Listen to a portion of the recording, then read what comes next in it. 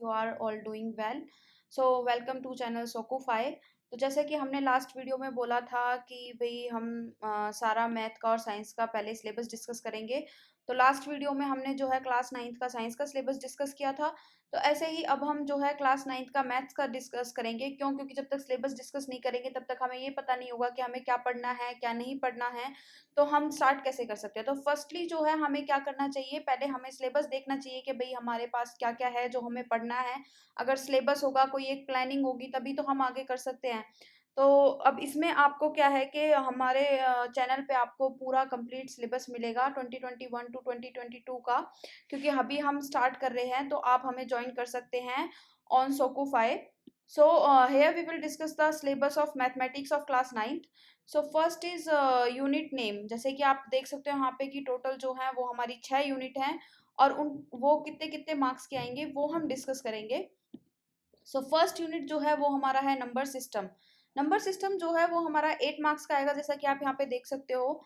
And जो unit second है वो हमारी है अलजेब्रा, जो कि हमारी 17 मार्क्स की आएगी। थर्ड वन इज जो है वो है हमारी कोऑर्डिनेट ज्योमेट्री, जो कि हमारी 4 मार्क्स की आएगी। ये बहुत कम मार्क्स की है। तो अब फोर्थ यूनिट जो है वो हमारी ज्योमेट्री, जो कि हमारी 28 मार्क्स की है। एज यू कैन सी, जो ज्योमेट्री है हमारी वो सबसे ज़्यादा हाईएस्ट मार्क्स की है। तो फिफ्थ यूनिट जो है वो हमारी है मेंसुरेशन, जो कि हमारे 13 मार्क्स की है। देन हमारी है स्टैटिस्टिक्स एंड प्रोबेबिलिटी, जो कि हमारी टोटल 10 मार्क्स की आएगी। तो जो हमारा ग्रैंड टोटल हो जाता है वो 80 मार्क्स का हो जाता है, और प्लस 20 जो है वो हमारे इंटरनल असेसमेंट के हो जाते हैं। तो टोटल हमारा जो है वो 100 मार्क्स का एग्जाम होता है, जिसमें 80 हमारा रिटर्न एग्जाम होता है और 20 हमारा जो है वो इंटरनल असेसमेंट होता है। So first we will discuss now unit 1 number system, जो कि हमारी टोटल जो है 16 पीरियड्स में कंप्लीट हो जाएगी। तो फर्स्ट जो है वो हमारा रियल नंबर है। तो रियल नंबर में हम क्या पढ़ेंगे? Review of representation of natural number, integer and rational number on the number line. मतलब हम रिप्रेजेंटेशन पढ़ेंगे नेचुरल नंबर्स का, इंटीजर्स का एंड रैशनल नंबर्स का, किस पे? नंबर लाइन पे। फिर हम रिप्रेजेंटेशन पढ़ेंगे टर्मिनेटिंग और नॉन टर्मिनेटिंग रिक्यूरिंग डेसिमल का on the number line. Okay, through successive magnification means थोड़ा मैग्नीफाइड करके, मीन्स जैसे पॉइंट होता है, जैसे कि आपको पता है कि 2 और 3 के बीच में भी काफी सारे पॉइंट होते हैं, जैसे 2.1 2.2 2.3 एंड सो ऑन। सो ऐसे हम सक्सेसिव मैग्निफिकेशन करके इनको रिप्रेजेंट करना सीखेंगे। Then rational number as recurring terminating decimal operation on real numbers, और रियल नंबर्स पे हम ऑपरेशंस करेंगे ना। Second is example of non recurring non terminating decimal, existence of non rational numbers. Non rational numbers जो हैं वो हमारे irrational numbers भी होते हैं, जो कि सच एज √2 √3 की फॉर्म में लिखे जाते हैं, उनको हम क्या बोलते हैं? इरेशनल नंबर्स बोलते हैं, मतलब जो रूट की फॉर्म में लिखे जाते हैं। And their representation on the number line, इनका भी हम रिप्रेजेंटेशन करना सीखेंगे। नंबर लाइन पे कैसे करते हैं? Expelling that every real number is represented by a unique point, मतलब कि हम जो है हर रियल नंबर को क्या है रिप्रेजेंट करेंगे by a unique point on the number line. Obvious सी बात है कि जो रियल नंबर होता है वो एक रियल नंबर दूसरे रियल नंबर से सिमिलर नहीं होता है, वो अपने आप में यूनिक होता है। जैसे 2 और 3 को हम सिमिलर नहीं कह सकते हैं, तो उनका क्या होता है? नंबर लाइन पे भी ऐसा ही होता है, उनका क्या होता है? एक यूनिक पॉइंट होता है नंबर लाइन पे। 2 का अलग होगा और 3 का ऑब्वियसली अलग ही होगा। कन्वर्सली भी पढ़ेंगे, विजुअलाइज करेंगे, every point on the number line represents a unique real number. Means के जो हर पॉइंट है हमारा नंबर लाइन पे वो एक यूनिक रियल नंबर को रिप्रेजेंट करता है। Now definition of nth root of a real number, मतलब कि जो हमारा रियल नंबर है उसकी हम जो nth रूट की डेफिनेशन होती है वो पढ़ेंगे। फिर हम most important rationalisation with precise meaning of real number of the type, मतलब रेशनलाइजेशन क्या होता है वो हम पढ़ेंगे रियल नंबर्स का।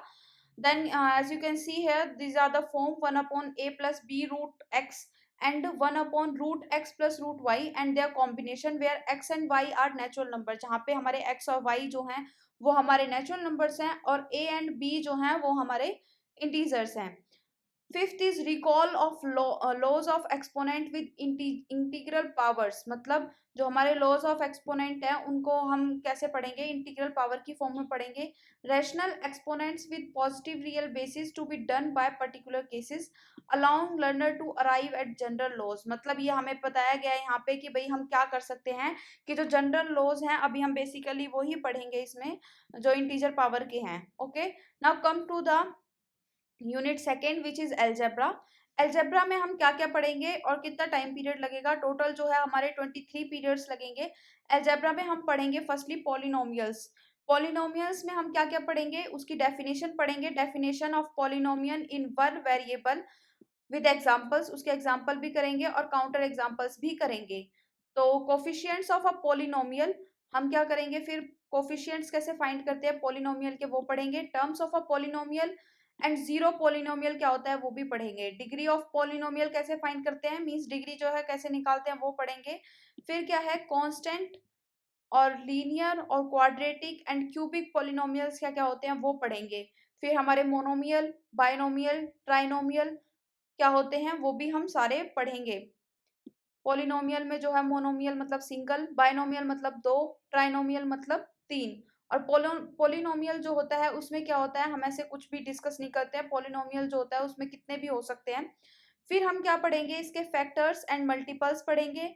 जीरोस ऑफ अ पॉलिनोमियल मतलब एक पॉलिनोमियल के जीरोस कैसे फाइंड करते हैं वो पढ़ेंगे। Motivate and state the remainder, motivate और स्टेट रिमाइंडर करेंगे थ्योरम जो होती है with examples. Statement and proof of the factor theorem मतलब दो यहाँ पे हम फैक्टर थ्योरम पढ़ेंगे, जो कि first one is remainder theorem और second one is factor theorem.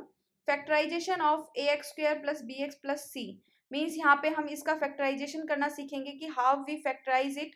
जहाँ पे क्या है, ये हमारा जो है एक तरह से जो बोलते हैं कि कंडीशन होती है कि a is not equal to zero, जो हमारा ए है वो हमारा जीरो नहीं हो सकता है। और वेयर ए बी और सी जो है वो हमारे रियल नंबर्स होते हैं। And the cubic polynomial using the factor theorem, और क्यूबिक पोलिनोमियल्स फाइंड करेंगे यूजिंग फैक्टर थ्योरम।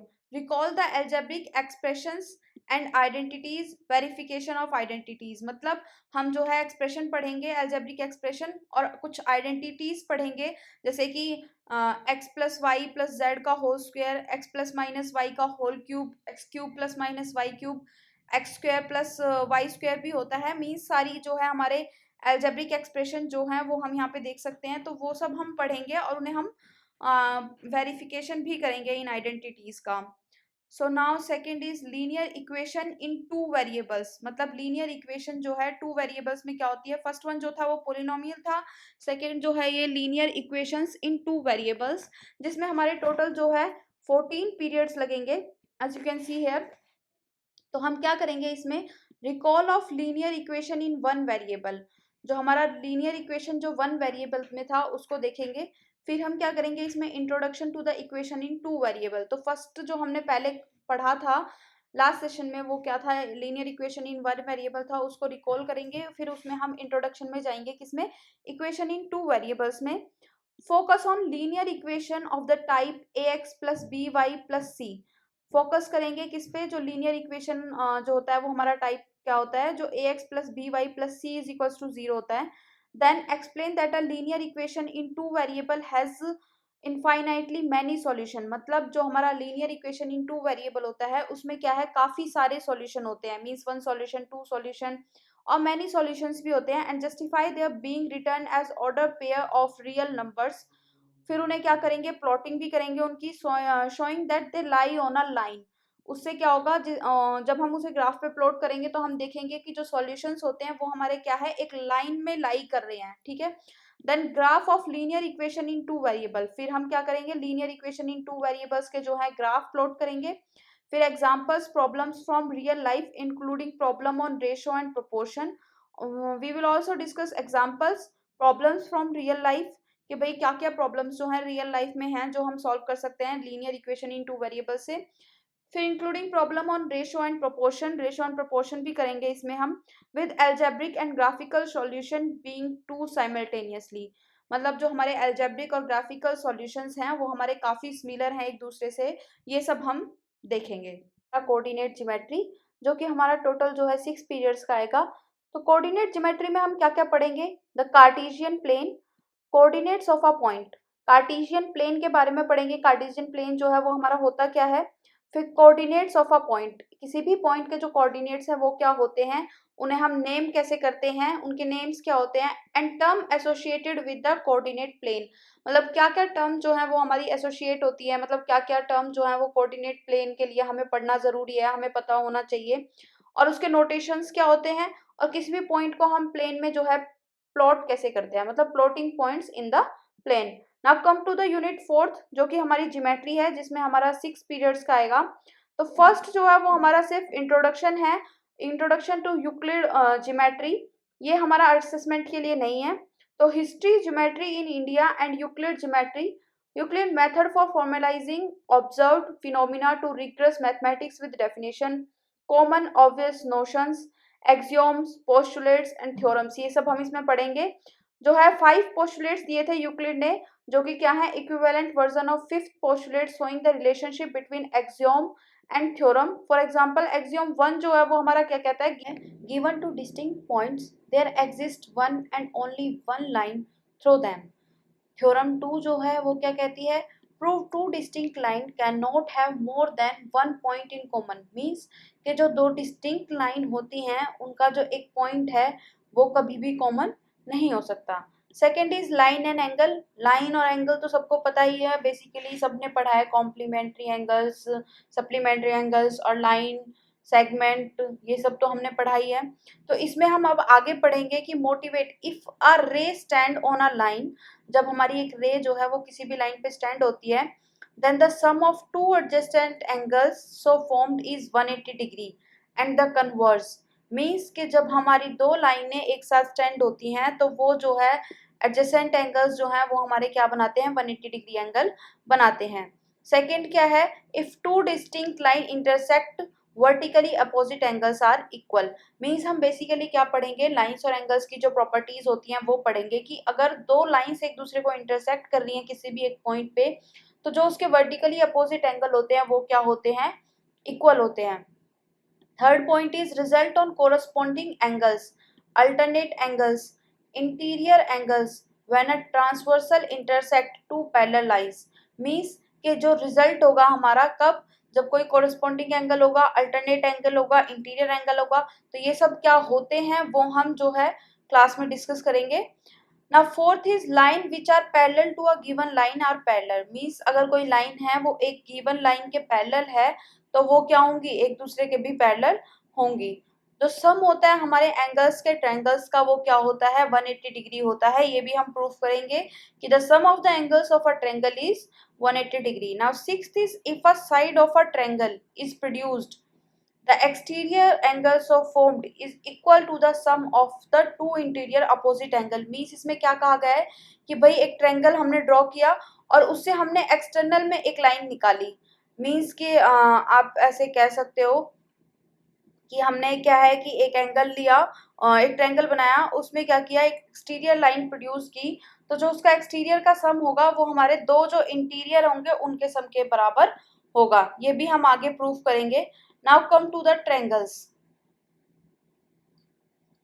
ट्रायंगल क्या होता है, ट्रायंगल है two triangles are congruent if any two sides and included angles of a one triangle is equal to any two sides and included angle of the other triangle, जो है उसको हम क्या बोलेंगे, SAS कॉन्ग्रुएंस बोलेंगे। मतलब कोई भी हमारे जो दो ट्रायंगल हमने लिए उनकी दो साइड और एक एंगल अगर बराबर है तो उसको हम क्या बोलेंगे, SAS कॉन्ग्रुएंस बोलेंगे। जैसे कि साइड एंगल साइड, मीन्स के दो साइड इक्वल हैं उन दोनों ट्रायंगल्स की और एक एंगल इक्वल है।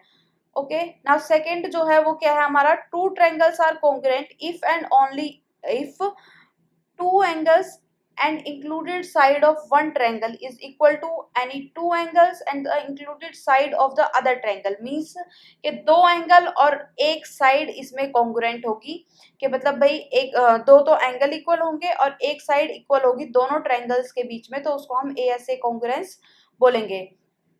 Now third one is two triangles are congruent. दो ट्रायंगल अगर हम कॉन्ग्रुएंट कब कह सकते हैं, if the three side of one triangle, जो तीन साइड्स हैं एक ट्रायंगल की वो इक्वल हो किसके, three sides of other triangle, तीन साइड्स जो दूसरे ट्रायंगल की हैं उसके बराबर, तो उनको हम क्या बोलेंगे, SSS mean side side side congruence बोलेंगे। ना fourth is two right triangle are congruent. अब राइट ट्रायंगल तो आपको पता ही है कि मतलब एक 90 डिग्री का हो, बाकी जो दो हैं वो 60 डिग्री के एंगल पे हो। तो जो टू राइट ट्रायंगल्स जो हैं, if the hypotenuse and a side of one triangle are equal, अगर हाइपोटेन्यूज हाइपोटेन्यूज पता ही है आपको, और अगर आपको नहीं पता है तो आपको जब हम चैप्टर में आगे पढ़ाएंगे तो आपको पता लग जाएगा, क्योंकि आगे जो है वो बोर्ड पे पढ़ाएंगे तो उसमें क्या है इजिली हम समझा सकते हैं। तो hypotenuse and a side of one triangle are equal to hypotenuse and a side of other triangle, means इसमें क्या इक्वल होना चाहिए, जो hypotenuse है हमारी और एक साइड जो है, आप देख सकते हो यहाँ पे राइट हैंड साइड, मीन्स कि राइट एंगल होगा, मीन्स एक एंगल 90 डिग्री का होगा तो वो एंगल इक्वल हो जाएगा, एक हाइपोटेन्यूज इक्वल हो जाएगी और एक साइड इक्वल हो जाएगी, तो हम उसे क्या बोलेंगे, आरएचएस कॉन्ग्रुएंस बोलेंगे। Fifth is the angle opposite to equal side of a triangle are equal, means के जो एंगल होता है वो हमारा क्या होता है, इक्वल होता है। The side opposite to equal angle of a triangle are equal, जो साइड अपोजिट होती हैं वो अगर मतलब एंगल उसका इक्वल होगा तो हमारी जो साइड अपोजिट होंगी वो इक्वल होंगी, ये वाइस वर्सा है एक दूसरे के। देन सेवेंथ जो है triangle inequalities and relation between angle and facing side inequalities in triangles, हम क्या पढ़ेंगे, जो ट्रायंगल की इनइक्वालिटीज होती हैं और उनके बीच में रिलेशन क्या होता है एंगल और फेसिंग साइड के बीच में, वो हम पढ़ेंगे। Now come to the quadrilaterals. Quadrilaterals क्या होता है, इसमें हम क्या क्या पढ़ेंगे, diagonal divides a parallelogram into two congruent triangle, means के जो हमारा पैरेललोग्राम होता है जब उसमें हम डायगोनल ड्रॉ करते हैं, तो जब उसमें डायगोनल ड्रॉ होता है तो वो क्या है, हमारे पैरेललोग्राम को दो कॉन्ग्रुएंट ट्रायंगल्स में डिवाइड करता है। In a parallelogram opposite sides are equal and conversely, means जो अपोजिट साइड्स होती हैं किसी भी पैरेललोग्राम में वो क्या होती हैं, इक्वल होती हैं।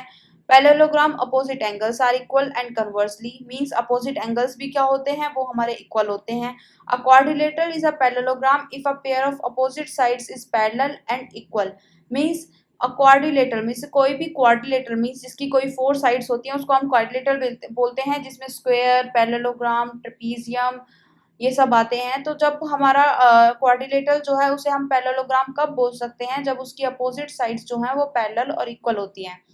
In a parallelogram the diagonals bisect each other and conversely, means के पैरेललोग्राम में भी क्या होता है, डायगोनल जो है एक दूसरे को बाइसेक्ट करते हैं। In a triangle the line segment joining the mid point of any two sides is parallel to the third side and in half of it and it converse, means के कोई भी ट्रायंगल जो होता है जब उससे कोई लाइन सेगमेंट ज्वाइन होती है, मीन्स के सेंटर से हम कोई मिड पॉइंट ड्रॉ करते हैं, any two sides is parallel to the third side and in half of it, means कि जब वो साइड को हम बाइसेक्ट करते हैं तो वो क्या होती है, टू हाफ पार्ट्स में जो है डिवाइड हो जाती है, जो क्या होती है, पैरेलल होती है to the third side. Now come to the area. Area क्या है, review concept of area, recall area of a rectangle, means parallelogram on the same base and between the same parallels have equal area, means जो parallelogram होता है जिसमें क्या होता है, same base होता है, between the same parallels have equal area, मतलब कोई भी पैरेललोग्राम का जब हमारा बेस सेम होगा, मीन्स एक ही लाइन से दो पैरेललोग्राम हम ड्रॉ कर देते हैं तो उनका जो एरिया होगा वो क्या होगा, इक्वल होगा। Triangles on the same base and between the same parallels are equal in area, ऐसे ही सेम टू सेम ट्रायंगल्स अगर हमारे सेम बेस में होंगे तो जो उनका सेम पैरेलल एरिया में होंगे तो वो भी इक्वल इन एरिया होंगे। तो चैप्टर है वो हमारा फिनिश हो चुका है, यहाँ पे इतना ही आएगा इसके सिलेबस में। तो जैसा कि आप देख रहे हो कि वीडियो जो है वो बहुत लंबी हो चुकी है, तो मैं इसका पार्ट 2 बना दूंगी जिसमें हमारा 9th का जो रिमेनिंग सिलेबस है वो हम डिस्कस करेंगे। तो अभी के लिए यहीं तक, तो ये वीडियो मैं यहीं पे स्टॉप कर रही हूँ। पार्ट 2 में आपको जो रिमेनिंग सिलेबस है वो देखने को मिलेगा। So thank you for today and don't forget to like, share and subscribe. Please subscribe जरूर कीजिए, क्योंकि नेक्स्ट वीडियोज़ की अपडेट आपको तभी मिलेगी तब आप चैनल को सब्सक्राइब करेंगे। Okay, so thank you.